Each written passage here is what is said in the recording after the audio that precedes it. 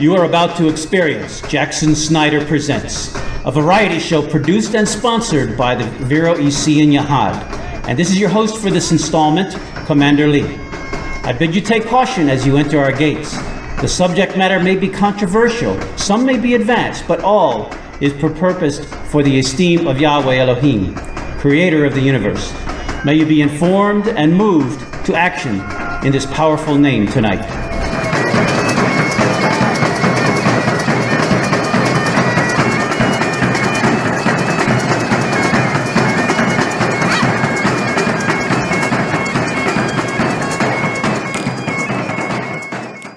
Greetings to you from the Vero Yahad. This is Jackson. And today we want to look into the history of Great Britain in the first century, specifically Wales and England, known in that day as Britannia, in this three-part series. This being the second installment. Britain is known to be the very first Christian, so-called, country, and the Christianity that developed there was not that of Rome. It was more like that of the apostles, in that the exiles from Israel, who were Nazarenes, according to common sense and legend, found Britain among the Druids to be a safe place, away from the Roman persecution, where they could practice their religion without fear of being molested in doing so. There's a great deal of lore that sprung up around Joseph of Arimathea, Paul, even Simon Zelotes in Great Britain, and there is some tangible evidence to go along with it. So this teaching was a live event, and we're going to join in progress. Thank you so much for being here.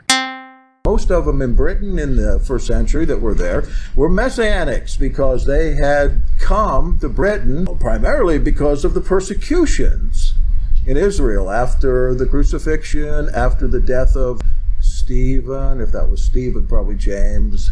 They had to get out of there. Even in 6 AD, when Judah of Galilee, who started the Zealot movement, people in Galilee were moved out of Galilee by the Romans because of the fear of Judah, including, according to Jerome, Paul and his family was moved out of Galilee and put over in Tarsus, dispersed out into probably the most Greek city in Anatolia. Jerome, he's pretty smart. Jerome, when did he live? 3rd century? 4th century?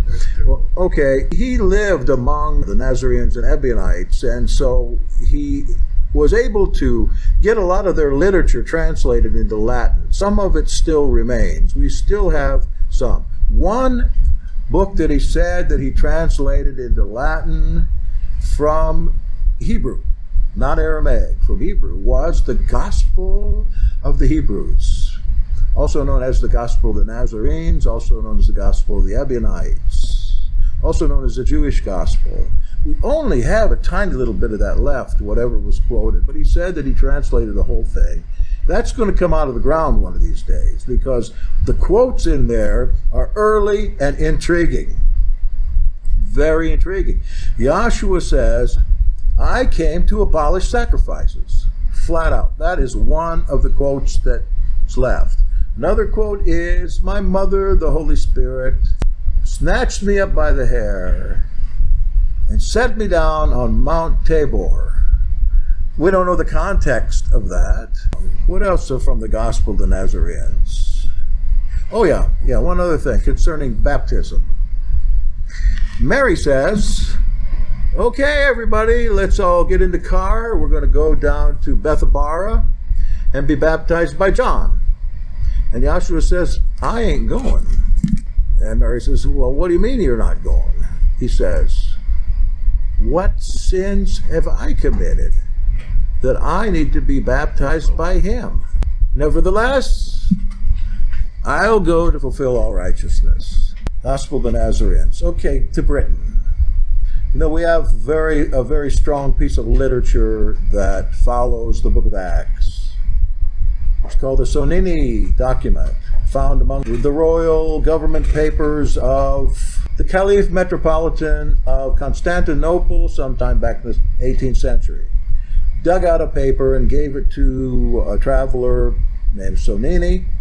The paper had on it the most intriguing thing, that was the 29th chapter of Acts. Acts has 28 chapters, and it never ends like it ends. It's like it's torn off.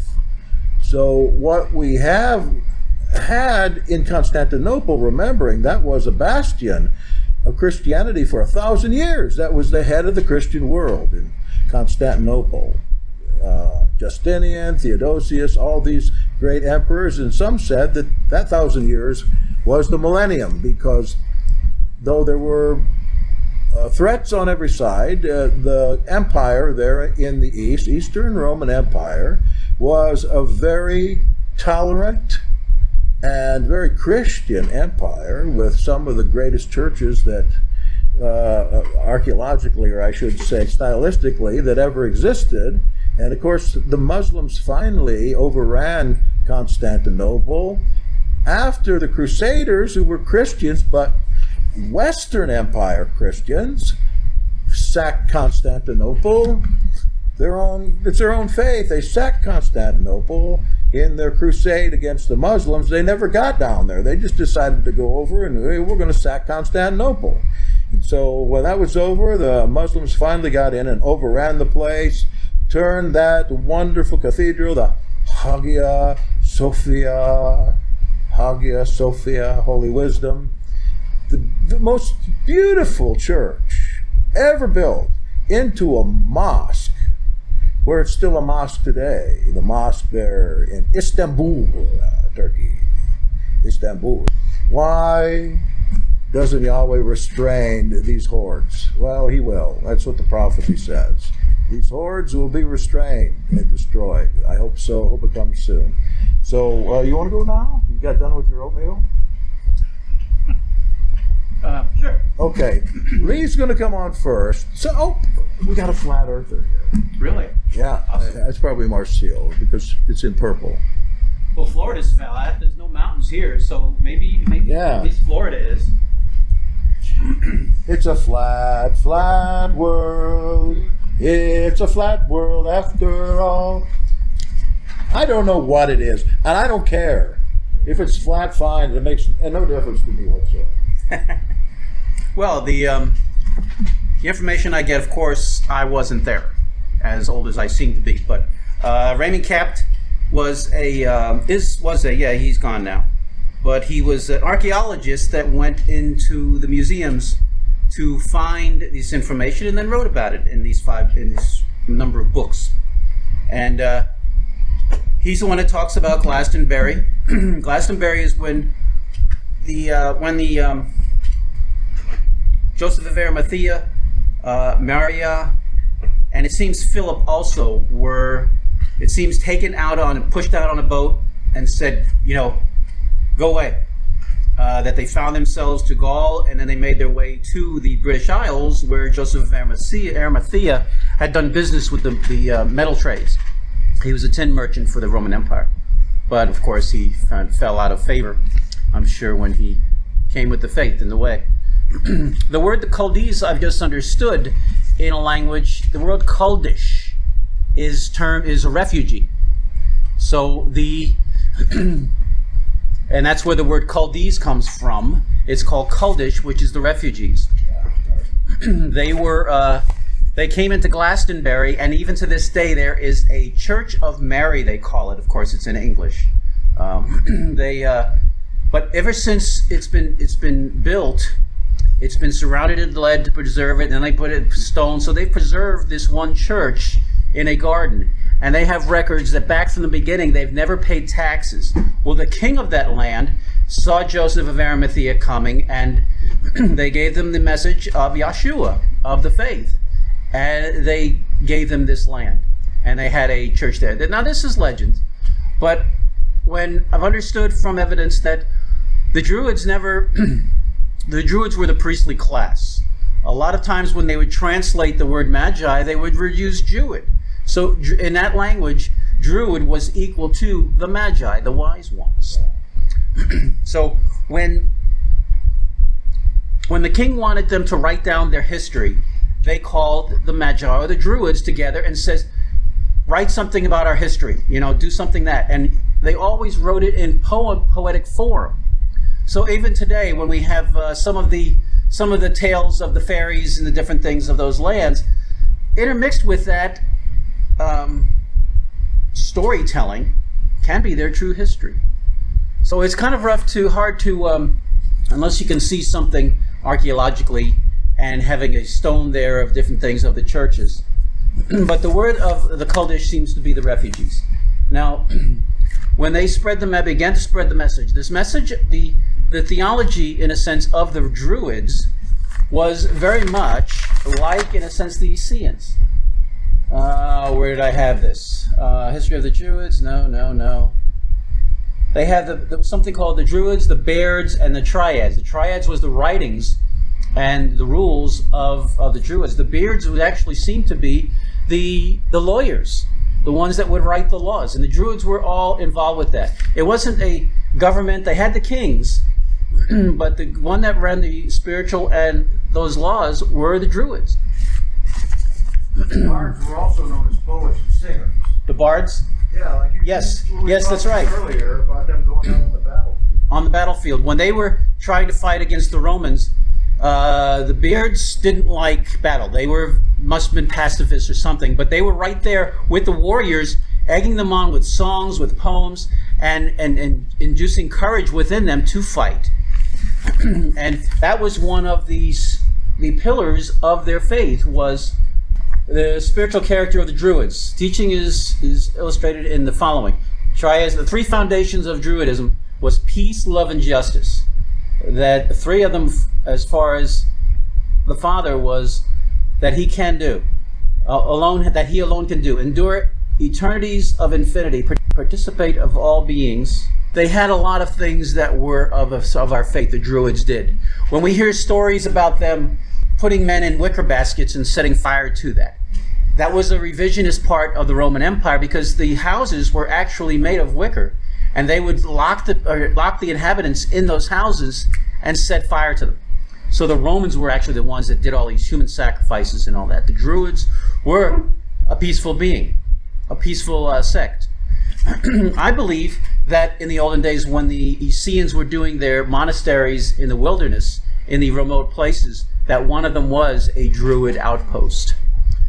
It seems they have a lot in common with them. And of course, the Roman Church does their best to squash and to do away with anything that has to do with the Chaldee Church. The Chaldee Church in England and Scotland and in Ireland was started barely within the first century. The first time the Roman Church came into being was like 300 AD. It says in there when Paul sanctified one of the houses within Rome, and that's when that started. So the Chaldee Church was actually established before the Roman Church, and the Roman Church doesn't like anything. Do we know anything of their worship practices, or is that all? They had a lot of liturgy too, which was the Celtic Church stuff, but it's only later, after 300, it was adopted from the Chaldees. I'm thinking of like the Triads and Paul and stuff like that. sure. That's all I can really think of that they did liturgically that we have. Like the Essenes, they didn't write many things down. They committed a lot of it to memory. They had different monasteries and colleges, even in Britain and in Scotland and in Ireland.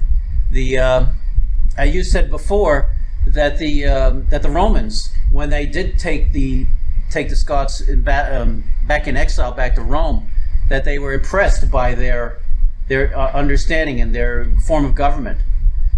So it was very well established there. They also discussed the calendar. That was one thing they had against the Roman Church, was their calculation of when Easter was.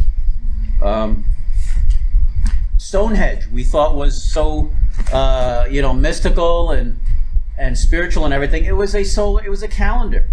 They did the shadows by Stonehenge.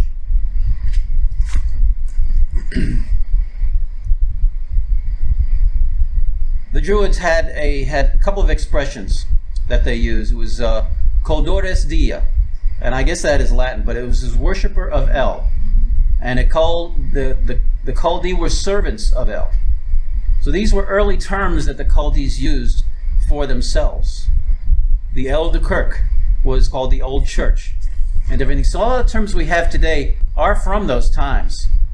Columba, as Jackson mentioned earlier, was not during this time. He was of a time when the church was persecuting the Chaldees, and they still went underground, and they did some remote stations. But Columba was around 590 A.D. Actually, that's when he died. And then Augustine came about he was sent there to subjugate the Chaldees, and he was given authority of them from the Pope in Rome. Of course, the Druids of the Chaldees of the Wales treated them with scorn. They treated them, they said, well, we will respect your Pope, your man of the Pope, as any other believer, but as far as having him someone special, no, we treat him as any other believer.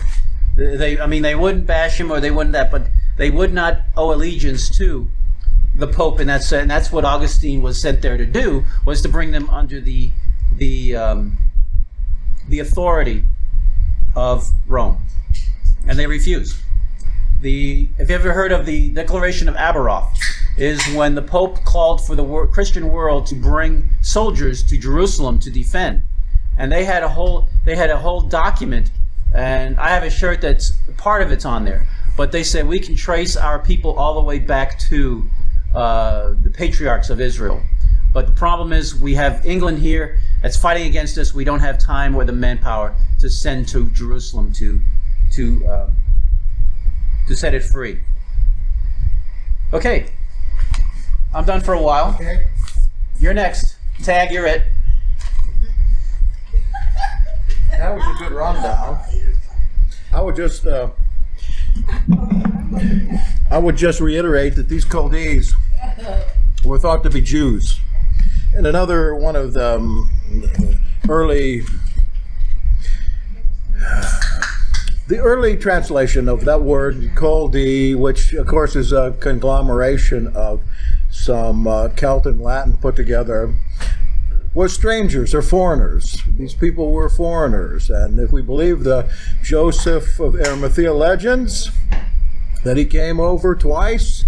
He came over in about 35, and he came over in about 60 again, and set up what they called there a kirke, to say, and later on it got known as St. Mary's Church, because they theorized that she came too. There was a legend. I'll tell them a little about this legend we talked about. A legend of how these Chaldees, these Jewish Christians, as they're called, got to Britain in the first place. There are literally 100 different variations of this legend. But here's the primary story: that the Romans, after the resurrection of Yahshua, they rounded up Mary Magdalene, her brother Philip, Lazarus, Arimathea, Simon the Zealot. They rounded these people up, put them in prison. And the decision about their punishment for being a part of the Zealot movement that was so prevalent in the time of Yahshua's life was that, no, we can't kill them. They're holy people. You want me to raise the volume? They're holy people. We can't kill them. What can we do with them? All right, it was decided what to do. Great. There was an old boat, a ship. It was dilapidated. No oars nor sails. And they put them all on this ship bound. And they set this ship, pulling it out into the Mediterranean to drift. And finally, of course, they thought that the ship would collapse under the pressure of the water, and these people would all drown, and nobody would really be responsible for it. They'd just go away. This is a usual practice. For instance, you know that St. Clement's wife, Domitilla, was sent to the Isle of Pandateria in exile You went to Panditaria, it was a completely hostile island, and you were given no food and no shelter. You were just dumped off there to die. Well, it's kind of like what happened to these particular apostles and followers of Yeshua. But the story goes that they drifted and drifted around the Gibraltar, right? If they were set out in the Mediterranean, they had to go through Gibraltar. But you said they went to Gaul. They ended up in Gaul. And then they went by land, maybe. Yeah. To the British Isles. They ended up in Gaul, which is France, primarily France.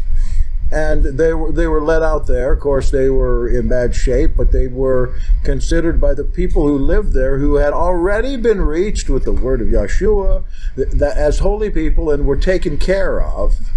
And then they formed an assembly there in Gaul, and went from there up to Britain, again to the place of Joseph of Arimathea, who was so well known to him because of his tin business, and that was Glastonbury. Oh, yeah, of course.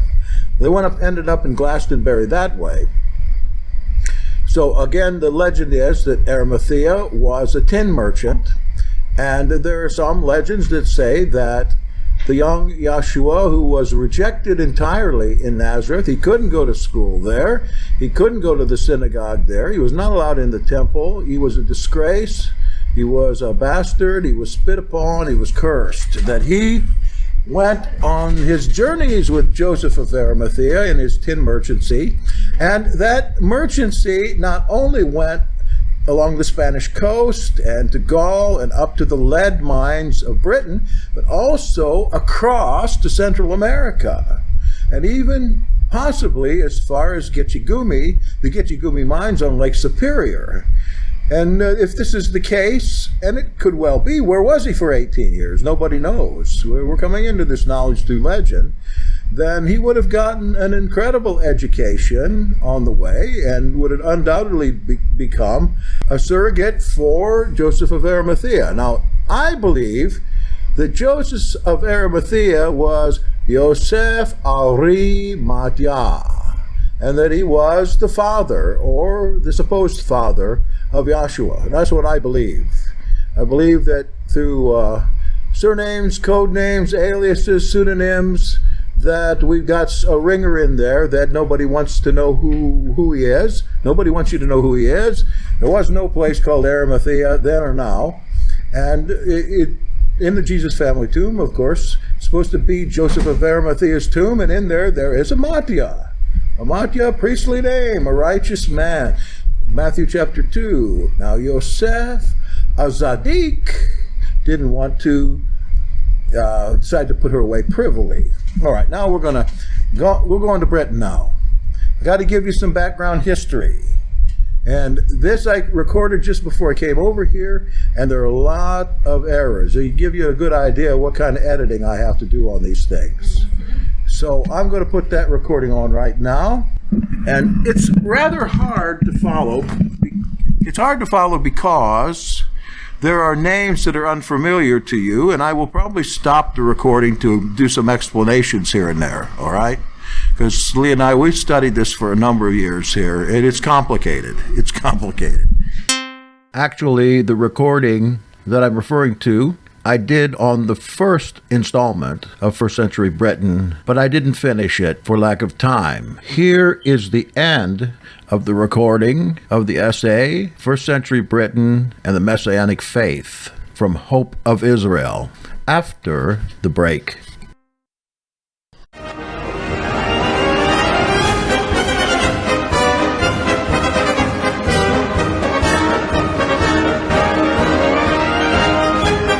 Time for our break for some very important announcements. And while you're listening to the announcements, Commander Lee and I are going to the bowling alley. Catch you on the other side.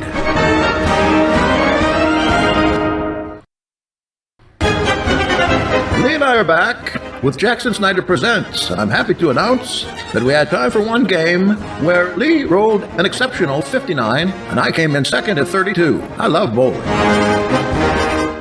The reason why it's complicated is because it's always changing. I mean, we've had a saying that says our theology is written in pencil because, everything comes out of the ground and we know these things. So is our history coming out of the ground because, we know that people have revisionist histories, that the victor always writes the history. So, this is something you guys know, of course, but our history always changes. So even in these books and stuff that Cap brings out and other ones, but there's always different views of the elephant. The blind man looking at the elephant kind of thing. And so history is, there's 4 or 5 different versions of Scottish history if you look around and see the history books. So we do the best we can. We pull out some of the things that are there, and we go from there. And we use the Ruach comes to us and brings out, hopefully, principles. Hopefully. So I had to make that, clarification as far as history. Well, you've got to wade through a lot of stuff. Exactly. Weed and wade. Right. And you've got to consider the 5-legged stool again when you're weeding through this stuff. And you try to come up with the legend or the story that most fits logic, reason, experience, history, and revelation. I'm going to have to get this up here just a minute. I hope I can find it out. I always have trouble. I put something up on the internet at home and I come here, I can never find it. Okay. Here it is. Something in a dartboard, you never know where you Oh yeah, here it is. Am I going to download it? I don't want to download it, but I'm going to stop that. I'm going to try to get it up on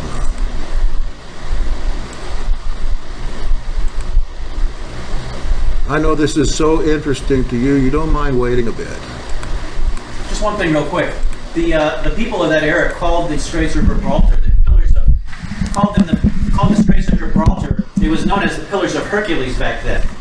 And this was purely fictitious because the water between Spain and Morocco in Africa is about at least 100 miles. I've been through there a few times, and there's no 2 statues on each side. It's just, you can see each landmass from the center of the water.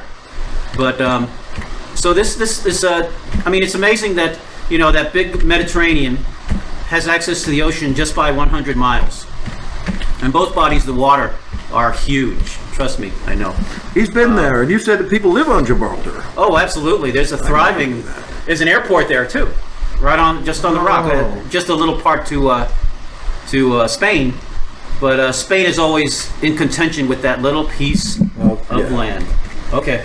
All right, here we go. History comes from Hope of Israel Ministries, and we're going to be talking about 1st century Britain and the Gospel of the Messiah. During the middle of the 1st century AD, the people of Britain were inflamed by the heavy-handed Roman administration and its policies of excess, following the public flogging of the Essene queen and the rape of her daughters, that is Boudicca, and the horrible massacre of a religious center in Wales, that is Siluria. The island of Britain exploded and forces were set in motion that almost drove the Romans from the land. During this troubled time and its aftermath, the good news of the kingdom of Yahweh was powerfully preached, both the British and the Romans. Illustrious figures in the assembly of Yahweh, such as Paul, Simon the Zealot, Aristobulus, and Peter, strode the highways and byways of Britain, converting many to the faith and bringing a ray of light to an otherwise troubled land. This is the inspiring story of their evangelism in the far-flung reaches of the Roman Empire. Following the defeat of the British chieftain Caractacus in 52 AD by the legions of Rome, his cousin Arviragus quickly reorganized the Silurian forces and struck back at the Romans with a fury seldom witnessed before. Prince of the noble Silures of Britain, who lived mainly in the counties of Monmouth, Brecon, and Glamorgan, Arviragus was the son of King Conubelinus, the Cymbeline of Shakespeare. Together with his cousin Caractacus, he represented the royal Silurian dynasty, the most powerful warrior kingdom in the Isles of Britain. I'm going to stop a minute and explain. We've got Caractacus, we've got Arviragus. These were cousins, they were chieftains, and they were heads of the British resistance. In South Britain, for the most part, they moved over to a place called Siluria. You'll hear that a lot. Siluria is in the west of Britain, and we call it Wales now, or South Wales. And these guys are important because of what happened, especially to Caractacus, who was a very, very famous warrior and chieftain in Britain, and he was a great celebrity, and he just fought tooth and nail. He was like a Tarzan on steroids, with his hair flying in the wind and his face painted all up, yet he was educated. He was a spokesman, he knew Latin, and as well as the native tongue. He did not encourage the writing of their history because he and the other bards of Britain thought that would weaken the mind to write things down. It would weaken their ability to memorize things. So it was famous in Rome. When he was still fighting Rome, he became quite a celebrity there.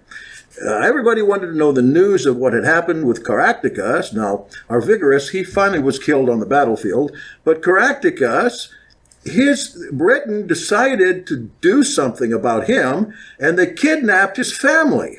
So they kidnapped his children and his wife and his father, whose name was King Bran. He was the king of Britain. And they took the family down to Rome and kept them in a prison there. Caractacus was on the run with them at his heels, and he went up to Queen Boudicca, who you're going to hear a lot of. Boudicca, her name was also called Boudicca, and several other variations. Her and her husband, the king of Middle Britain, he ran to her for safety, but she was cooperating with the Romans, and she turned him in. So the Romans captured Caractacus, and later on we'll hear that when Rome finally conquered Lower Britain, when an emperor got such a triumph, they had a tremendous parade where they had floats and everything. They would bring all the booty down and show everybody the booty from Britain. They'd bring strange animals down from there and a lot of people, and they would cause the people that came to be dressed up in their tribal outfits and show them off. And this thing would run down the street just like a parade, and everyone would come out. It would be a tribute to the emperor's victory. And of course, now they put Caractacus in a cage and his family in a cage. And the intention is, after they get to the end of the parade route, they take him out and they publicly torture him with kind of like the Chinese torture of death by 1,000 cuts. They torture him slow and long while the people cheer and enjoy the blood fest until he's dead. And that happened to a lot of the Jewish resistance members that were in Jerusalem at the end in 70 AD. But for Caractacus, something else happened. And this is what happened. Claudius, the emperor, an older man, he was in his 50s by this time. He was elderly, that was considered elderly, when he came into the Caesarship after the mad Caligula was assassinated. Claudius was thought to be a retarded, drooling cripple. But through a course of events you probably know about, he became the emperor, but his emperorship was still on the line because he could have been murdered at any time by his Praetorian guards, who were all Germans. So Claudius had to have a victory someplace militarily. And like I said, he was handicapped. He was born handicapped, and he drooled, and it was thought to be an idiot. And the reason he kept on that way was so that he wouldn't be assassinated.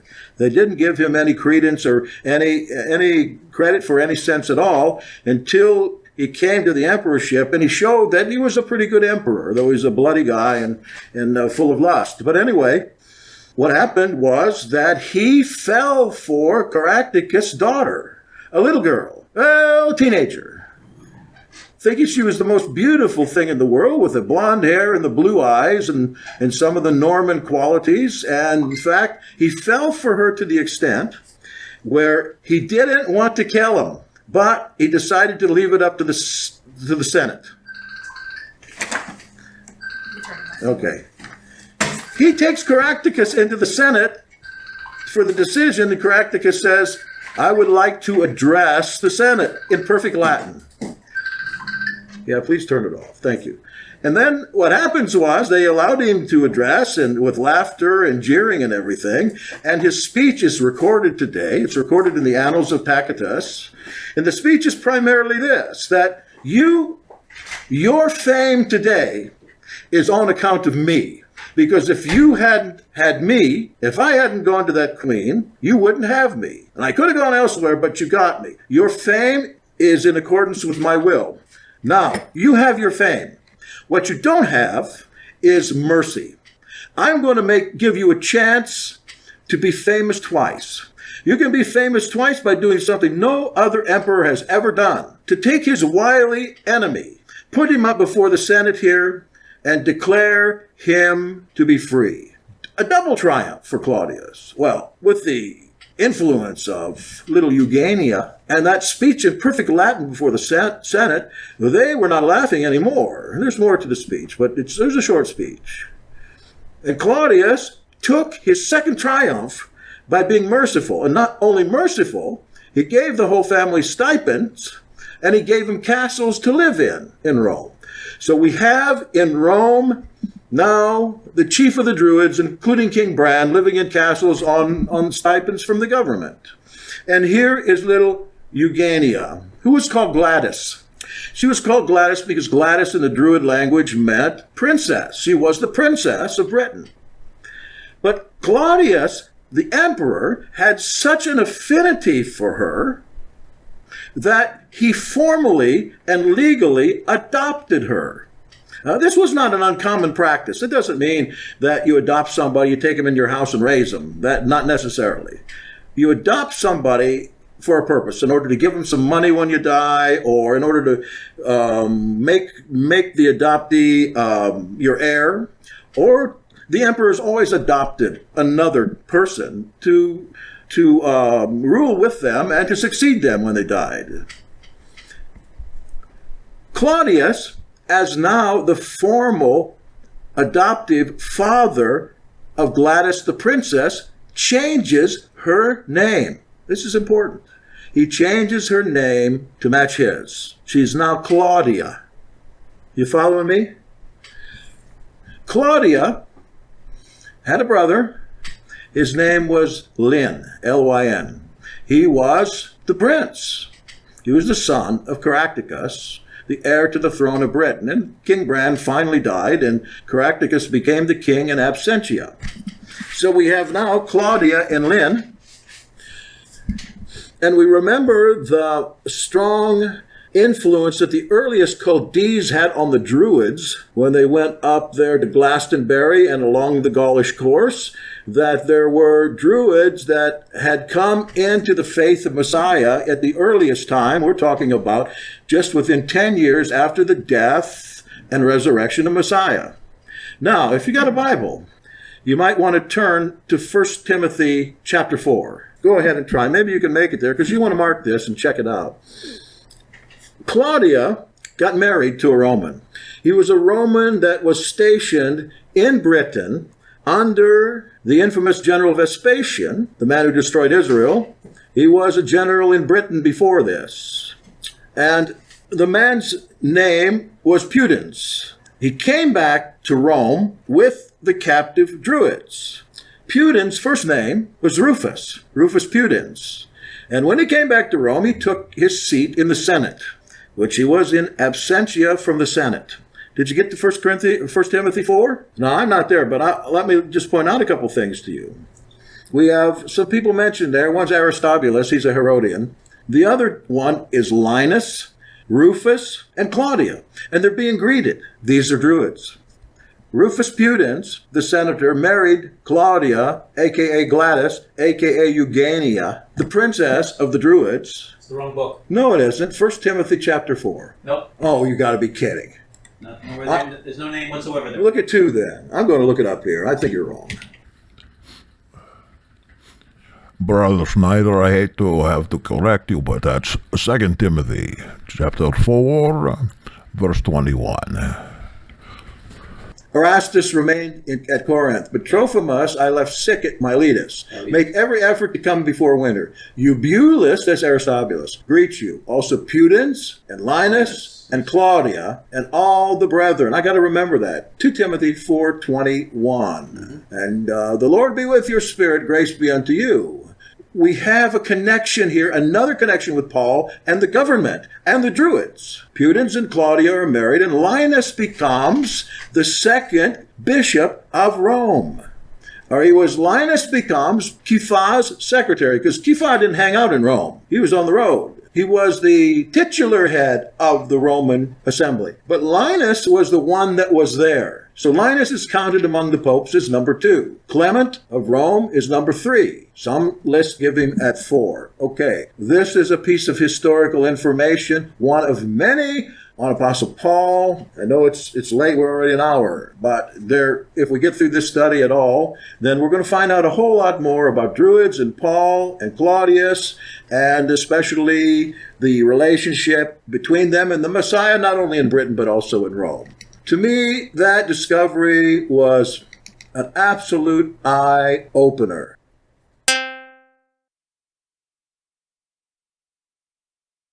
In the little bit of time that we have left in this program, let's turn our attention to Paul. Paul is known to have founded the first organized church of Yahweh at Rome, and this church planting culminated in a special mission to Britain.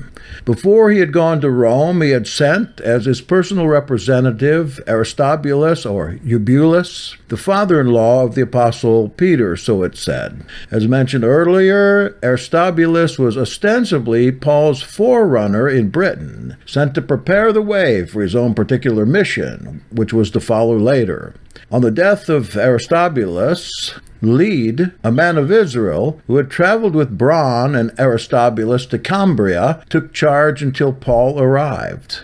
And that could well have been Lin or Linus of the Druids that we spoke of earlier. The loss of Aristobulus was a terrible blow to Paul.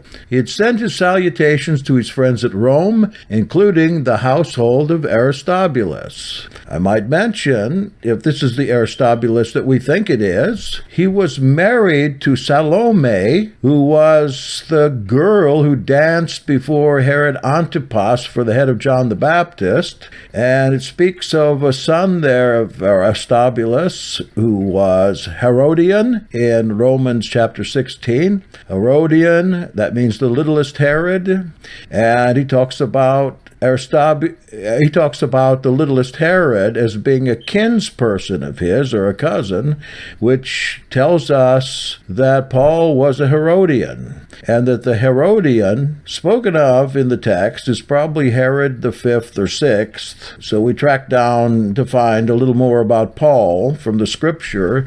It's very obvious, but passed over by everybody. In 61 A.D., following his house arrest in Rome, Paul headed for Spain. The route of his trip to Spain is found in a Greek manuscript discovered in the archives of Constantinople, as I mentioned before, known as the Sonini manuscript, after C.S. Sonini, who translated the document in 1801. Its text begins at the point where the book of Acts finishes and reads as follows. And let me give you a note here that I have another program that has the entirety of the Sonini manuscript on it, or what we call Acts 29, if you want to hear the whole thing, but here is the beginning.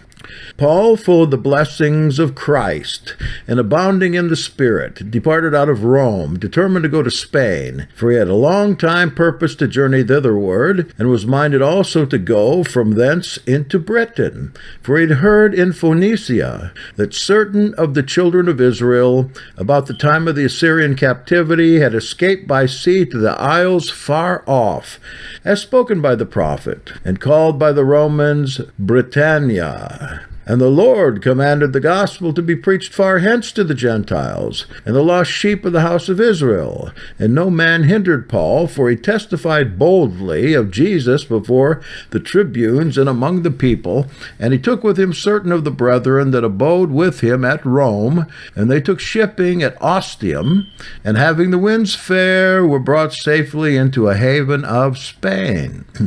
In Romans 15:24 and 28, it was Paul's stated intention to visit Spain after leaving Rome, and not only Spanish tradition, but also the testimonies of numerous early writers confirm that he did go to Spain. The Epistle of Clement and the Muratory Fragment both assert that Paul did visit Spain. Eusebius mentions, as Sir William Ramsay also points out, a gap in the life of Paul between his release from house arrest in Rome in 61 and his death in 67. During this time, he went somewhere, and as we shall see, that certainly included Spain and Britain. William Stewart McBurney, in The Search for the 12 Apostles, mentioned that one great authoritative biography, The Life and Epistles of the Apostle Paul by Coney, Bear, and Hausen, which is as widely accepted a biography of St. Paul as many, emphatically asserts that St. Paul did indeed go to Spain, spending at least 2 years there. The haven of Spain mentioned in the Sonini manuscript was, without a doubt, the port of Gades or Cadiz.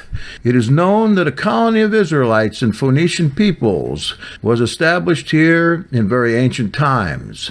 And, by the way, that was also a great port city that was used by the tin merchants and copper merchants and lead merchants in ancient days to sail from Cadiz to the New World to prospect there. And it is said that Joseph of Arimathea probably did go over to the New World.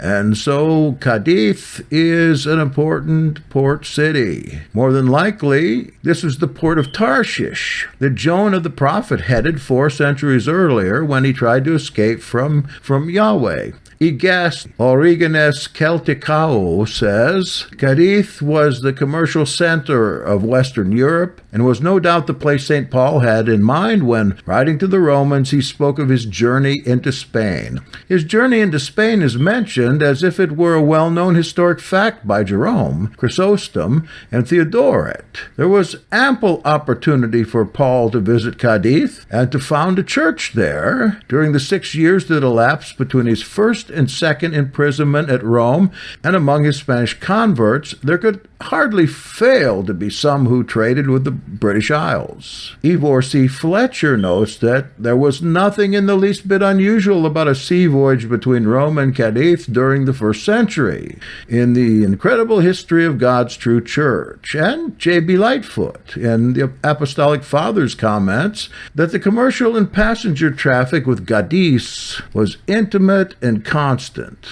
The commission given by Messiah to Paul, as mentioned in Acts 9:15, was to take the gospel to the Gentiles and kings and the children of Israel. When Paul left Rome for Spain, the first 2 parts of this task had already been completed. The inhabitants of Cadiz and the surrounding countryside were mainly of Israelite and Phoenician stock, who settled the region centuries earlier when the Phoenicians were at their height of power. The Israelite element represented a small part of the lost 10 tribes of Israel. So around 200 A.D., Tertullian mentions that the extremities of Spain, the various parts of Gaul, the regions of Britain which have never been penetrated by the Roman armies, have received the religion of Christ. Now we are out of time, and we will take up again the story of Paul in Britain in the next installment. I want to thank you so much for being with us. I have some big news to tell you pretty soon, but the big news right now is just how much you are loved and cared for by this man and the Vero Yahad, and I bid you to contact me anytime. By phone or email, you can find both of those on the podcasting site. I'm afraid our time's up today, my friends, with the Jackson Snyder Presents, but we'll follow this on in the next show because I know we're all desperate to hear about sedition, bloody murder, retribution, and other acts of saving grace. My friends and I have everything we need, and where I am is good enough for me.